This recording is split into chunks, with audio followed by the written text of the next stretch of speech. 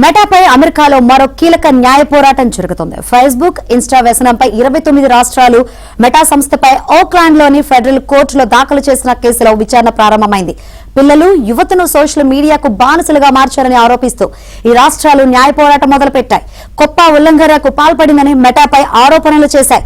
ఈ విచారణలో రాష్ట్రాల తరపు న్యాయవాదులు దాదాపు $200 బిలియన్ అంటే దాదాపు 19.14 లక్షల కోట్ల పరిహారం కోరుతున్నట్లు తెలిపారు.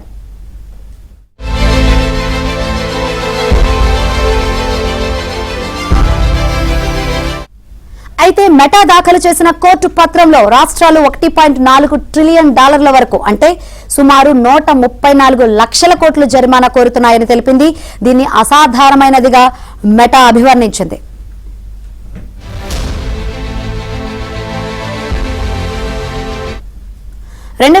లో బహుళ రాష్ట్రాల విచారణ అనంతరం 4 అటార్నీ జనరల్స్ ఈ కేసును దాఖలు చేశారు.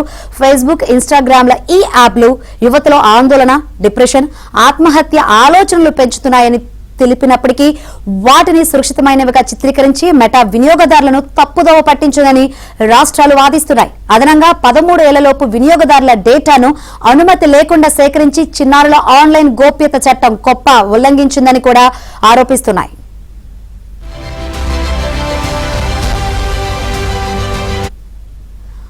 6 వారాల పాటు జరగనున్న విచారణలో Meta CEO Mark Zuckerberg, Instagram chief Adam Mosseri సాక్ష్యం చెప్పనున్నారు.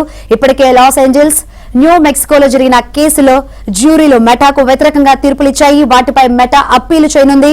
సోషల్ మీడియా అడిక్షన్ అనేది అధికారికంగా గుర్తించిన మానసిక వ్యాధి కాదని మెటా వాదిస్తోంది.